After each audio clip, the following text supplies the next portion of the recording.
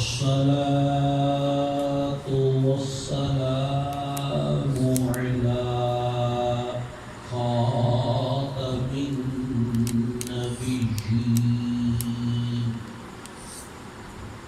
وعلى آله وأصحابه أجمعين.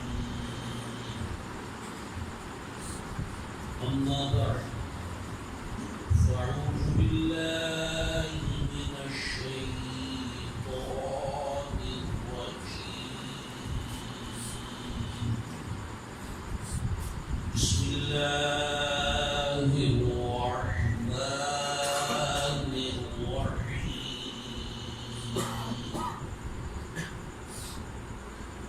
ألا إن أولياء الله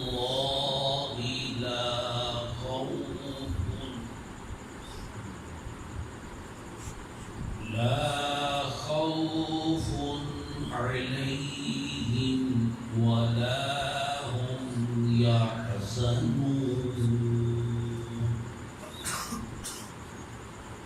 الذين آمنوا وكانوا يتقون. صدق الله العظيم. قال الله تبارك وتعالى في شان حبيبه الكريم: إن الله وملائكته يصلون على النبي يا أيها الذين آمنوا صلوا عليه وسلموا تسليما.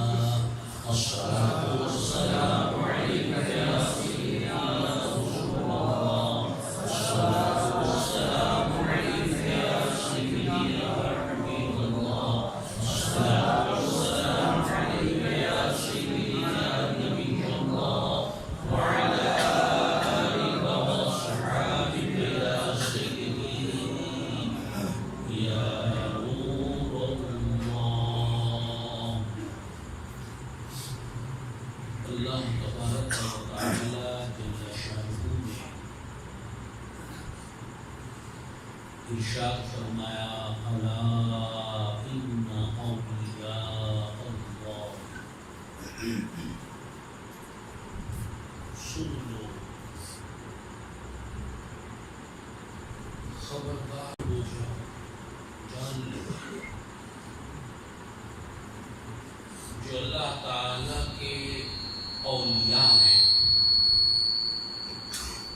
لا خوف علیہم ولا هم یحزنون، ان پر نہ کوئی خوف ہے اور نہ کوئی غم ہے. الذین آمنوا وکانوا یتقون، وہ جو ایمان لائے اور تقوی و پرہیزگاری اختیار کی. اس آیت مبارکہ میں اللہ تعالی نے اپنے اولیاء کی دو شرائط، دو پہچان بیان فرمائی. نمبر ایک، اللہ کے اولیاء کے لیے پہلی پہچان تو یہ ہے کہ وہ ایمان والے. کافر ولی اللہ نہیں ہو سکتا، مشرک ولی اللہ، منافق ولی اللہ نہیں ہو سکتا، ملحد منکر خدا ولی اللہ.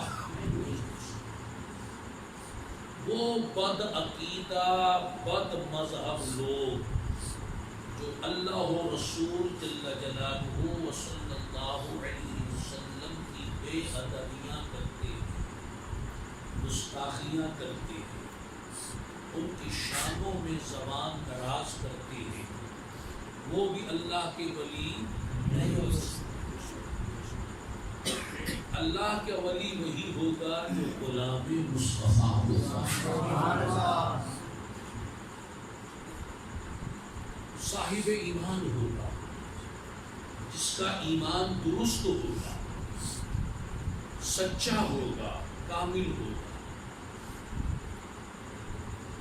اگر کوئی بے ایمان شخص ہے، کافر ہے، ہندو ہے، سکھ ہے، مجوسی ہے، عیسائی ہے، یہودی ہے، ملحد ہے، کوئی منافق ہے، کوئی بد عقیدہ ہے، کوئی بد مذہب ہے، اس سے کوئی ایسا کام سرزد ہو جو خلاف عادت ہو، خلاف عقل ہو، اسے ہرگز کرامت نہیں سمجھے، کیونکہ جب وہ ولی اللہ نہیں تو کرامت کہاں سے آ گئی؟ کرامت تو اللہ کے ولیوں کی ہوتی ہے، منافقوں کی تو نہیں ہوتی۔ اگر کوئی بد عقیدہ، کوئی بد مذہب، کوئی منافق، کوئی کافر، کوئی مشرک ایسا کام کرے جھٹپٹ وہ کام ہو جائے، ادھر اس نے زبان سے نکالا اور ویسے ہی ہو گیا، دم کرا اور ویسے ہی بندہ ٹھیک ہو گیا، دعا کر دی کسی کے لیے فوراً مسئلہ حل ہو گیا، ہے منافق، ہے ہندو کافر، ہے بد مذہب بد عقیدہ، یہ نہ سمجھنا کہ یہ کوئی پہنچا ہوا شخص ہے۔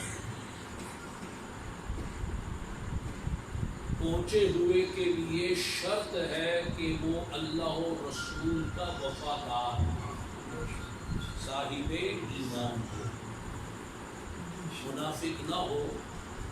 کرامت اور استدراج یہ دو اصطلاحیں ہیں، دیکھنے میں دونوں ایک جیسی ہیں،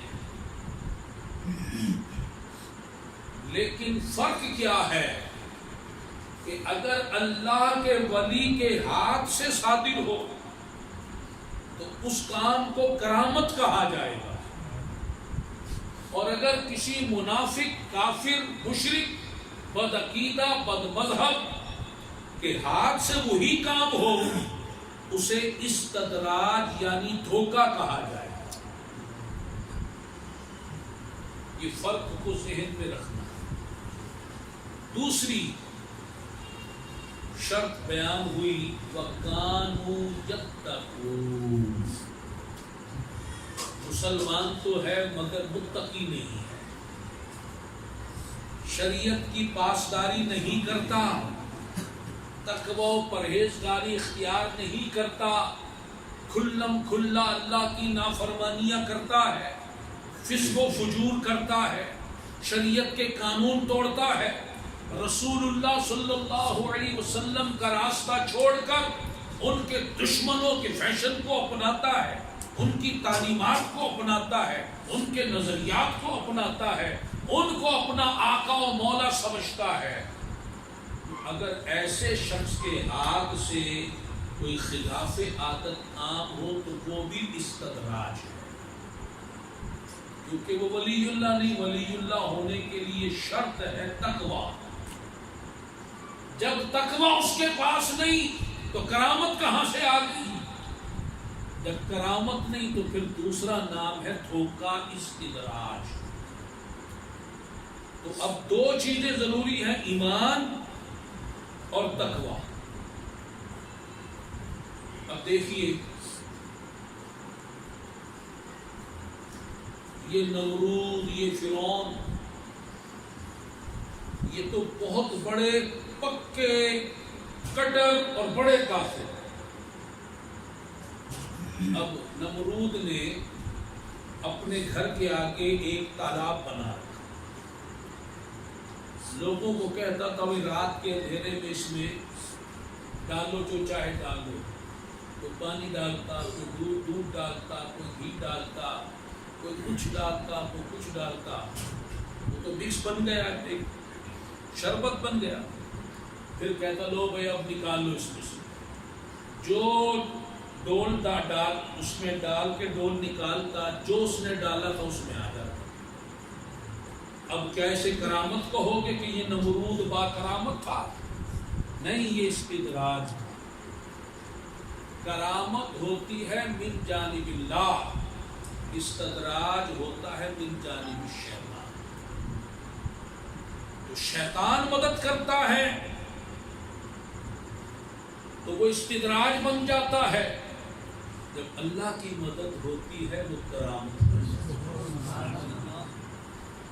دیکھیے حضرت بایزید بستامی رحمۃ اللہ علیہ کو بتایا گیا کہ قریب ہی ایک علاقے میں ایک بہت بڑے بزرگ ہیں، بڑی شہرت ہے، بڑا نام ہے، بڑی کرامتیں ہیں، لوگ بہت زیارت کے لیے جاتے ہیں. آپ کو بھی شوق ہوا. اس سے پتہ چلا کہ اگر کوئی ولایت کے اعلیٰ مرتبہ پر بھی فائز ہو تب بھی اولیاء اللہ کی زیارت کا شوق ہونا چاہیے. حضرت بایزید بستامی رحمۃ اللہ علیہ کوئی معمولی ولی اللہ نہیں، ولایت کے اعلیٰ ترین منصب پر فائز تھے. اس کے باوجود جب پتہ چلا کہ فلاں علاقے میں کوئی بزرگ ہے، زیارت کے لیے پڑے. بزرگوں کی زیارت کے لیے جانا یہ اللہ والوں کا طریقہ ہے. آپ وہاں پہنچیں، وہ بزرگ ابھی مصروف تھے، آپ نے انتظار کیا. وہ آئے، آنے کے بعد انہیں منہ میں تھوک لعاب آیا تو انہوں نے قبلے کی طرف ہی منہ کر کے تھوک دیا. حضرت بایزید بستامی رحمۃ اللہ علیہ دیکھ رہے. آپ نے پوچھا یہ کون ہے؟ کہا یہی تو ہے جن کی زیارت کے لیے ہم آئے. اچھا. بغیر ملاقات کیے، بغیر سلام کیے واپس آ. فرمایا جو اللہ کے آداب میں سے کوئی ادب بجا نہ لائے وہ کہاں سے ولی اللہ.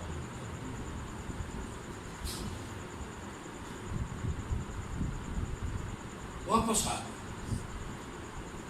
اب اس سے پتہ چلا کہ اگر کوئی بزرگ مشہور ہو، مرید بھی ہو، تو آستانے پہ مجمع بھی لگا ہوا ہو، شہرت بھی ہو، کرامتیں بھی مشہور ہوں، لیکن شریعت کی پاسداری نہ کرتا ہو، کوئی ایسا کام کرتا ہو جو خلاف شریعت ہو، کوئی ایسا عقیدہ رکھتا ہو جو اسلام کے خلاف ہو، تو ہم اس کی کرامتوں کو نہیں دیکھیں گے، اس مجمع کثیر کو نہیں دیکھیں گے، اس کی شہرت کو نہیں دیکھیں گے. ہم شریعت کو دیکھیں گے، ہم اسلام کو دیکھیں گے. آج کل تو اندھی تقلید ہو رہی ہے. لوگ شریعت چھوڑ دیتے ہیں، ایسے گمراہ پیروں کو نہیں چھوڑتے کہ جن کے کرتوت خلاف دین ہوتے ہیں اور وہ تعویلیں کرتے ہیں. یہ بڑا پہنچا ہوا ہے. حضرت جنید بغدادی سے کہا گیا بھلا شخص شریعت پر عمل نہیں کرتا، اور اس کے مرید کہتے ہیں یہ پہنچا ہوا. آپ نے فرمایا پہنچا ہوا ہے، دوزخ میں پہنچا ہوا ہے.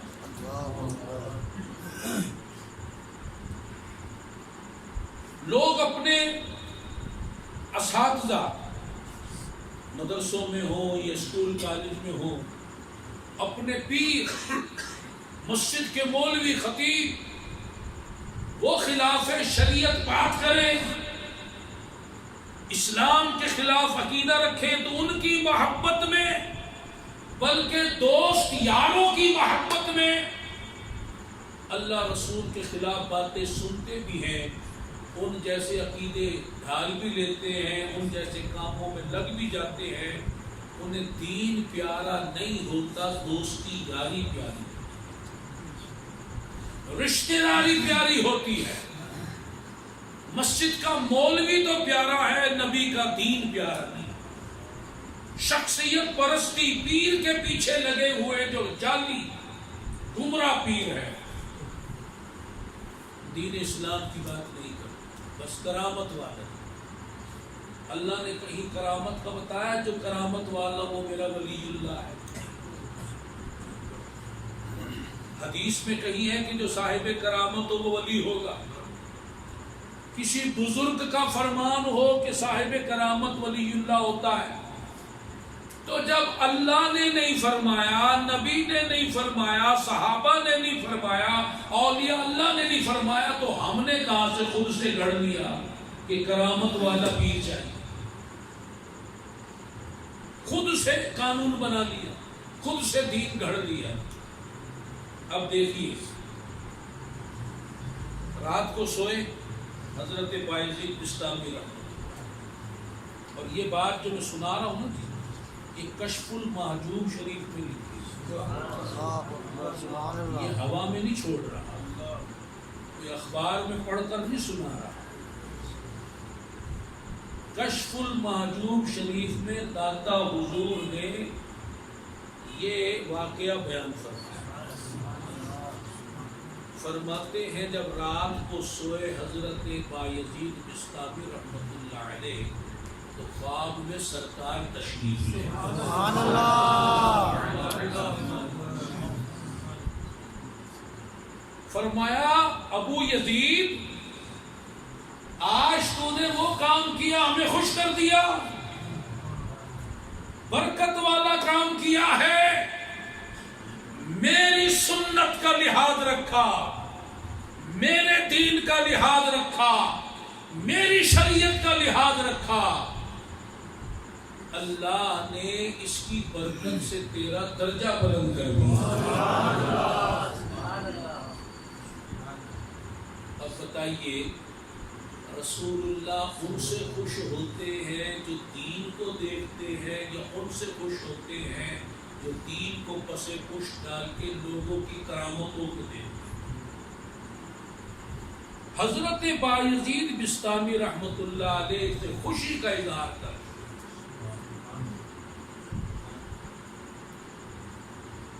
شیخ شہاب الدین سہروردی رحمت اللہ علیہ، سلسلہ سہرورد کے امام، ظاہر ہے بزرگ تھے، بہت بڑے پائے کے، اور پہلے یہ فلسفہ اور یہ دنیا کی ایسی تعلیمات حاصل کرتے تھے کہ اب ان کو لے آئے سرکار موسیقہ، کہا یہ بیٹا دین کی طرف آتا نہیں، آج ہم مجھے تو سب لگے ہوئے نا کہ دوسری تعلیم، ابا لے آئے، یہ مانتا نہیں ہے۔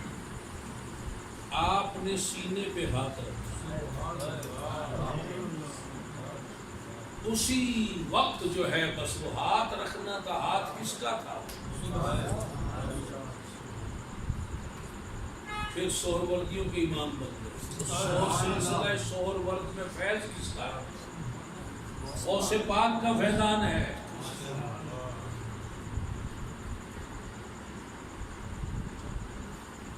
خیر، ان کے شہرت سن کر ایک شخص آ گیا اور کہا جی حضور میں آپ کی خدمت میں رہنا چاہتا ہوں تاکہ فیض یاب ہوں۔ ایک عرصے تک رہتا ہے، ایک دن سامان لپیٹا، کہنے لگا حضور السلام علیکم، میں کہا آپ نے فرمایا اچانک پھر کیا ہوا؟ کہنے لگا حضور میں تو بڑا عقیدت لے کے بڑی محبت سے آپ کے پاس آیا تھا، آپ تو بہت بڑے بزرگ ہیں، اتنا عرصہ یہاں آپ کے پاس رہا، ایک کرامت بھی نظر نہیں ہے۔ آپ نے فرمایا اچھا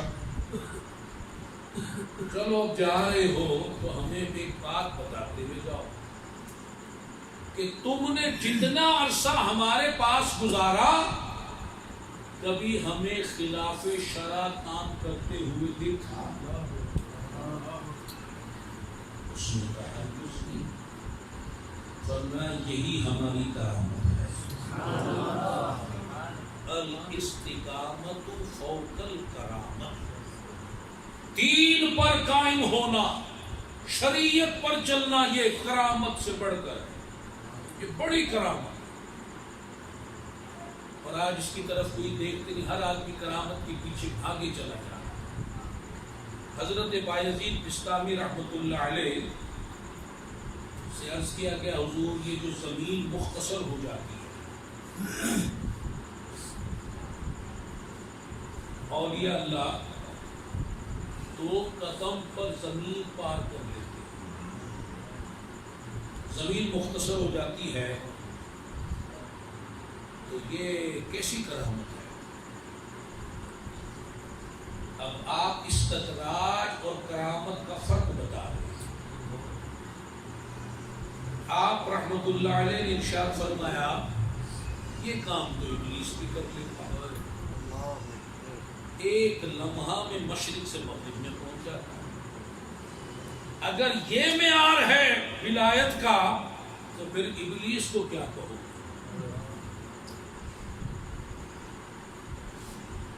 لوگوں نے عرض کی حضور اگر کوئی ہوا میں اڑے تو ہم اس کو معیار بنا لیں۔ فرمایا پھر تو سارے پرندے اولیاء اللہ ہوتے ہیں، اور یہ جادوگر یہ ہوا میں اڑ کے ایک جگہ سے دوسری جگہ پہنچ جاتے ہیں، تو پھر یہ جادوگر بھی اولیاء اللہ ہو جائیں گے۔ پھر لوگوں نے سوال کیا حضور اگر کوئی پانی پہ چلے؟ فرمایا لکڑی کے چھوٹے چھوٹے ٹکڑے بھی پانی پہ چل لیتے ہیں، یہ کیا کرامت ہوئی؟ اس سے پتا چلا کہ یہ کرامتیں نہیں ہیں، اصل کرامت شریعت پر چلنا ہے۔ ہاں کوئی مومن صادق باشرع متقی پرہیزگار ہو، اس سے کوئی ایسا خلاف عادت کام ہو جائے، پانی پہ چلنا، ہوا میں اڑنا، یا 2 قدم پر زمین طے کر لینا، تو اب کرامت ہے۔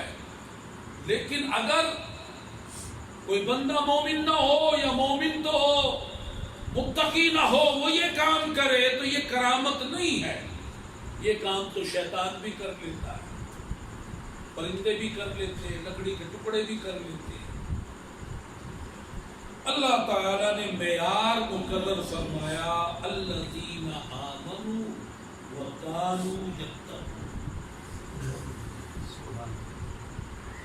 اولیاء اللہ کے لیے کیا ضروری ہے کہ وہ ایمان والے ہوتے ہیں اور متقی ہوتے ہیں۔ اور اولیاء اللہ میں ایک ولی اللہ شہنشاہ اصفیاء شہزادہ امام حسنی مجتبی محبوب خدا خلیفۃ اللہ نائب رسول اللہ مظہر انوار خدا مخدوم الاولیاء جگ کا داتا داتا علی حجویری رحمۃ اللہ علیہ، جن کا عرس پاک اسی مہینے تقریباً 2 ہفتے کے بعد ہونے والا، 18 اکتوبر کو 18، 19، 20 اکتوبر یہ آپ کا عرس مبارک۔ ہم تو خوش نصیب ہیں کہ داتا نگر میں رہ رہے ہیں، لوگ تو نہ جانے کہاں کہاں سے عرس پر آتے ہیں۔ ہمارے لیے تو پیدل بھی جائیں تو کوئی مسئلہ نہیں، اور لوگ چادریں چڑھانے کے لیے پیدل دور دور کا اور ان سے جاتے بھی ہیں، اور لوگ داتا حضور کے عرس پاک پر ان کی مقبولیت تو دیکھو کہ مرید بھی نہیں، خاندانی رشتہ بھی کوئی نہیں، اور لوگ کہاں کہاں سے امڑ کر آتے ہیں۔ سبحان اللہ نے ایسی محبت، اور پھر یہ دربار تو ایسا ہے کہ روزانہ ہی عرس ہو رہا ہے، 24 گھنٹے کھلا ہوا ہے، لوگ آ رہے ہیں، لنگر چل رہا ہے، اور پھر عرس کے موقع کی کیا بات ہے آج کا کچھ درس داتا حضور کے حوالے سے پہلے جو باتیں کی اس میں بھی کشف المحجوب سے حضرت بایزید بستامی رحمۃ اللہ علیہ کا واقعہ پیش کیا. آپ اپنا تعارف خود کراتے ہیں، فرماتے ہیں علی بن عثمان بن علی الجلابی الغزنوی ثم الحجوی. آپ کا نام ہے علی.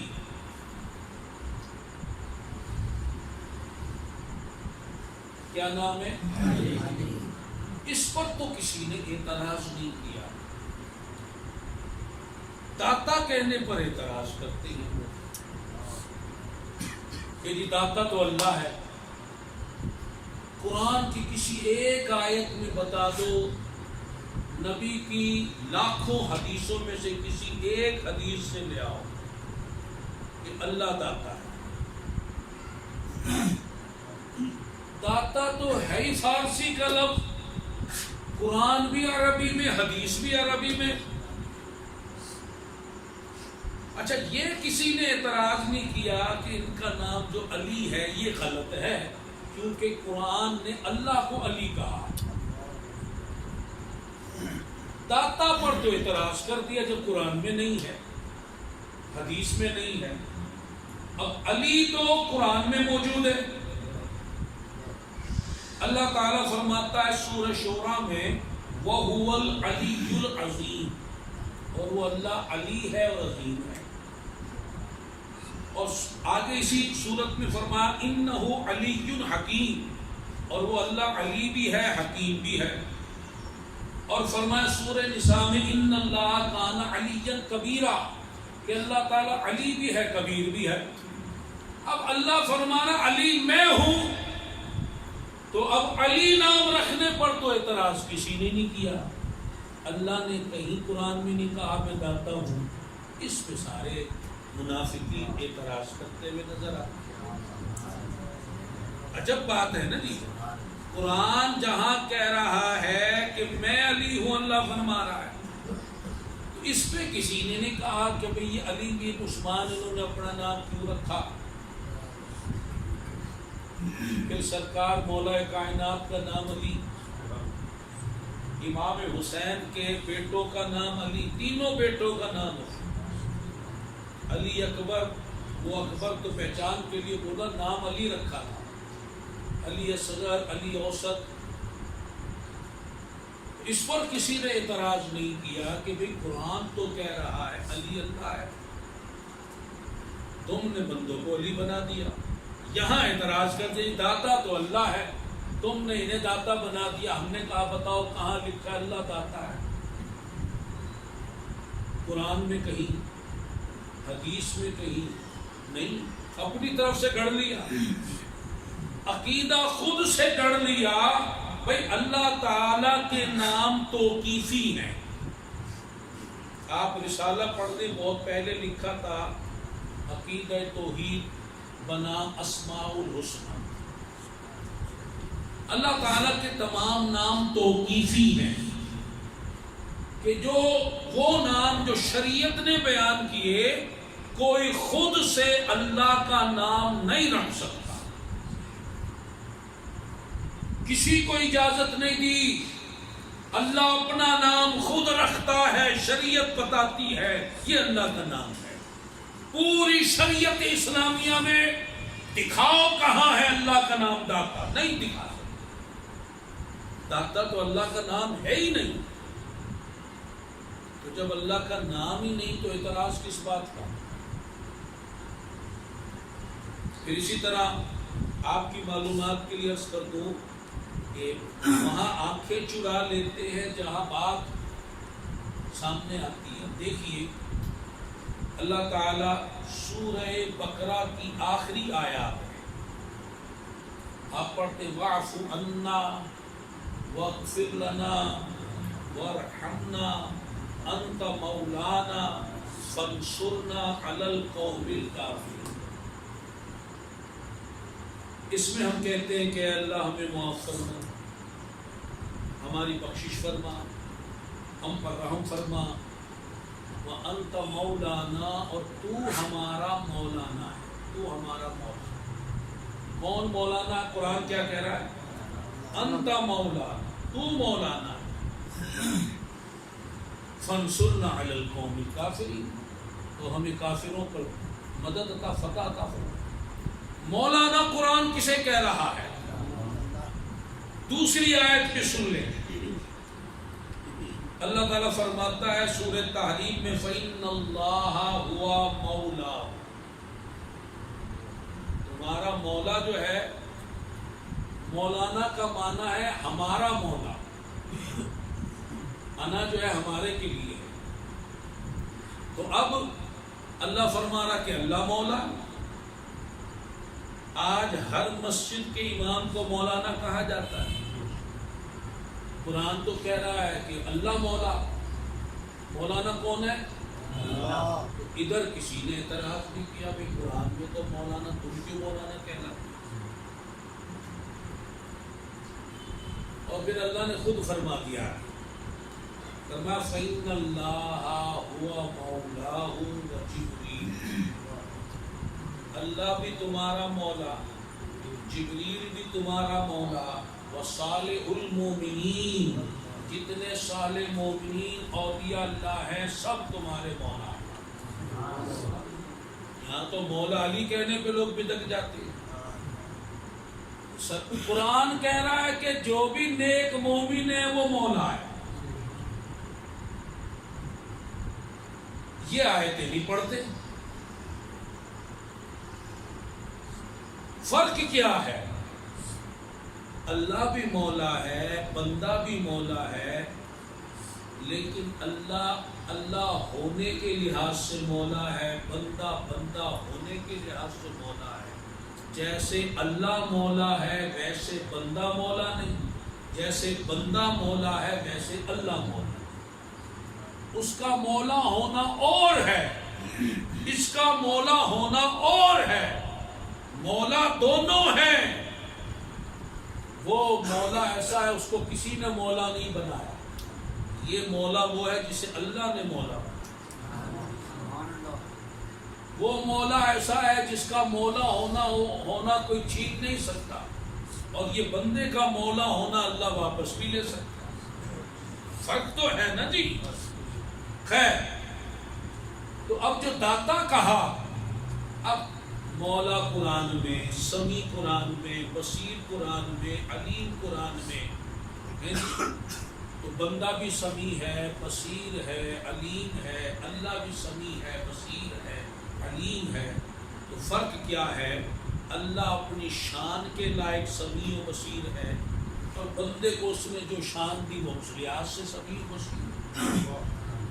چلو داتا کی بات اگر کوئی کرتا بھی ہے، کوئی کہے نہیں اللہ داتا، تو پھر جب اللہ سمیع بندہ سمیع، اللہ بصیر بندہ بصیر، اللہ علیم بندہ علیم، اللہ مولا بندہ مولا، اللہ علی بندہ علی، تو پھر یہ بھی ہو سکتا اللہ داتا بندہ داتا، یہاں کا فرق پڑا۔ اور پھر بندہ داتا نہیں ہو سکتا۔ آؤ حدیث سنا دیتا ہوں۔ سرکار صلی اللہ علیہ وسلم فرماتے، اب عربی میں تو داتا کا لفظ نہیں ہے، عربی میں، ہاں عربی میں ایک لفظ ہے اس کے متبادل، وہ کہتے ہیں جواد، بہت بڑا سخی۔ ایک ہوتا سخی، ایک بہت بڑا سخی جو ہو اسے جواد کہا جاتا ہے۔ فارسی میں چلو داتا کہ، اردو میں سخی کہ۔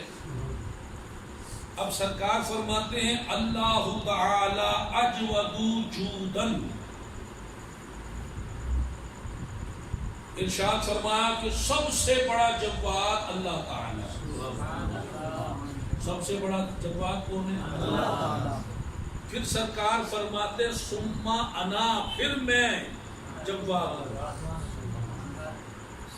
اور فرمایا میرے بعد جواد وہ ہے جو میرا دین سیکھے اور اس کی تبلیغ کرے۔ اب اللہ کو بھی جواد داتا کہا، خود کو بھی جواد داتا کہا، اور جتنے مبلغین اسلام ہیں سب کو جواد داتا کہا. یہ کہتے اللہ ہی داتا ہے. سرکار فرماتے میں بھی داتا ہوں. میری امت کا ہر عالم داتا ہے, ہر مبلغ داتا ہے. تو اس لیے ادھر ادھر کی باتیں نہ سنو, جو اسلام ہے اس کے مطابق. یہ نہیں کہ آنکھ بند کر لی, ایک اپنی مرضی کی بات نکال لی اور دوسری سائڈ پر کر لی. میں نے تو قرآن ہی سنایا آپ کو اور سیدھی سیدھی بات کی. اور پھر ان کو داتا جو ہے وہ صرف مخصوص افراد نے نہیں کہا, ہر زبان میں گنج بخشے. اور یہ کس کی زبان سے ادا ہوا؟ جن کے ہاتھوں پر 90 لاکھ کافر مسلمان, معمولی شخصیت ہے. کروڑوں چشتیوں کے امام ہیں.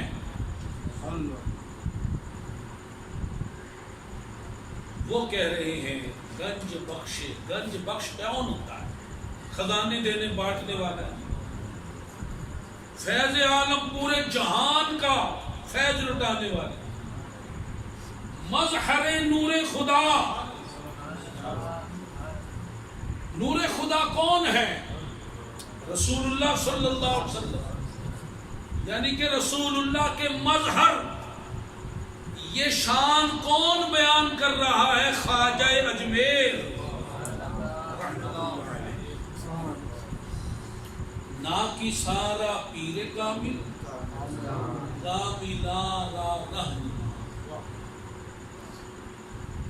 یہ تو وہ شخصیت ہے کہ ناقص ان کے در پر جائے تو کامل بن جائے, اور کامل جائے تو کامل ترین بن جائے. یہ ناقصوں کے بھی رہبر ہیں اور کاملوں کے بھی مرشد ہیں. ان کا تو وہ مقام ہے. اللہ اکبر. اولیاء اللہ ان کے در کی حاضری دیتے تھے. خواجہ اجمیر نے یہاں چلا کاٹا, کس کے کہنے پر کاٹا؟ غوث پاک نے بھیجا تھا. خواجہ نظام الدین اولیاء یہاں تشریف لاتے رہے. بابا فرید یہاں حاضری دیتے رہے. اللہ اکبر. اور بھی اکابر اولیاء اللہ. اور ان کے بارے میں ڈاکٹر اقبال نے جو بات کہی نا جی, بس اس پر آج کا بیان ہم موقوف کریں گے. بیان تو بھی اور بھی آپ کو سنائیں گے, آئندہ موقع ملے گا پھر سنائیں گے. اب ڈاکٹر اقبال نے یہ جو خواجہ اجمیر کا شعر ہے نا جی, کوئی کہے جی کیا دلیل ہے, کیا ثبوت ہے؟ چلو کچھ نہیں, ڈاکٹر اقبال کو تو سارے مانتے ہیں.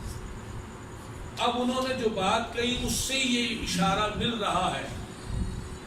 وہ فرماتے سید حجویر. حجویر جو ہے نا جی, یہ غزنی افغانستان میں غزنی شہر کا محلہ ہے.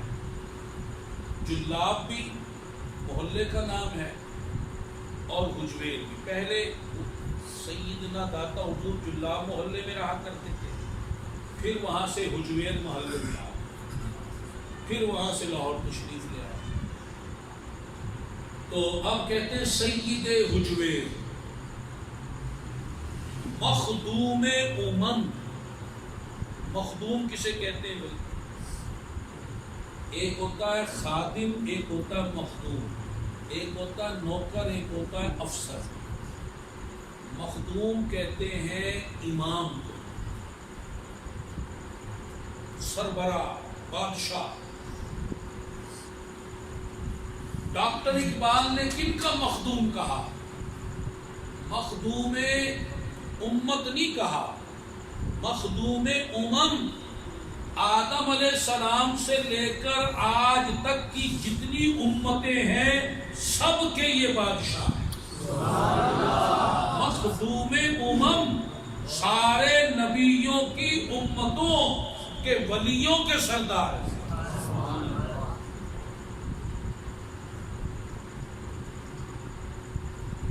سید حجویر مخدوم امم مرکد او، یہ جو ان کا مزار ہے، مرکد او یہ مزار،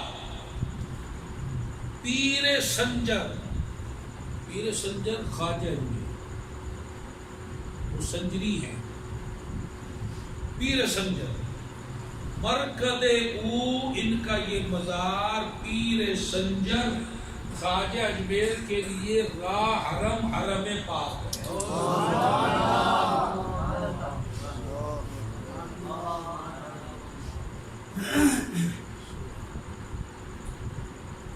اب اس پہ کوئی اچھل نہ جائے کہ یہ دیکھو یہ تو حرم کہہ دیا، داتا حضور کے در کو ہم نے تھوڑی حرم بنایا، سرکار نے خود بنا دیا۔ سرکار کعبہ شریف کو دیکھ کر کہتے ہیں کہ اے کعبہ تیری عظمت، تیری شان بلند ہے، ہم مانتے ہیں، مگر ایک مومن کامل کی شان تجھ سے بلند و بالا ہے۔ اگر کعبہ کی عظمت سے مکہ حرم بن گیا تو وہ مومن کامل جس کو نبی نے کعبہ سے بھی افضل قرار دیا، اس کا در حرم نہیں ہوگا۔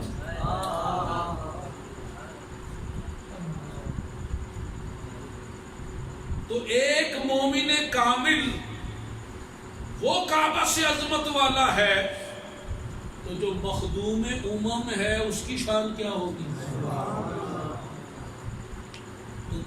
اگر ہم داتا حضور کے در پر جاتے ہیں تو جان لو ہم حرم میں ہی آ گئے، حرم عقیدت میں آ گئے، حرم طریقت میں آ گئے ہیں، حرم محبت میں آ گئے ہیں، حرم ولایت میں آ گئے ہیں۔ تو ان کے در کو معمولی نہ سمجھو، وہ گھر کی مرغی دال برابر والا کام نہیں کرتے کہ بس لاہور میں تو ہم نے بس عام سا بات سمجھی بھی ہے۔ اللہ اکبر، ان کی تو وہ شان و عظمت ہے کہ حضرت شیخ نظام الدین اولیاء رحمۃ اللہ علیہ ایک بار اپنے مریدوں کے ہمراہ یہاں تشریف لائے لاہور، پڑھا رہا، رہتے رہے۔ ایک دن اپنے مریدوں سے کہا کہ بھائی تم سب لوگ آج رات ہونے سے پہلے، مغرب آنے سے پہلے لاہور سے باہر نکل جاؤ۔ مریدوں نے کہا کیا بات ہے؟ اس کی آپ نے فرمایا کہ آج رات عذاب لاہور پر آنے والا ہے، لاہور کی حدود سے نکل جاؤ۔ مریدوں نے سامان باندھا، چل پڑے اور نکل گئے باہر، مگر لاہور میں کچھ بھی نہیں ہوا، وہ جیسا تھا ویسا رہا۔ مریدوں نے عرض کیا حضور کہ دن بھی چڑھ گیا، رات بھی گئی، لاہور کو تو کچھ نہیں ہوا۔ فرمایا عذاب تو مقدر ہو چکا تھا، مگر داتا حضور کی برکت سے روک دیا۔ ہمارے اوپر کب کب عذاب آتا ہے اور کب کب یہ روکتے ہیں، یہ ان کا فیضان ہے۔ تو اس لیے داتا حضور کے در پر حاضری کیا کریں، اس سے مبارک آ رہا ہے، اس سے مبارک پر بھی حاضری دینی ہے انشاءاللہ تعالی۔ اور آپ کی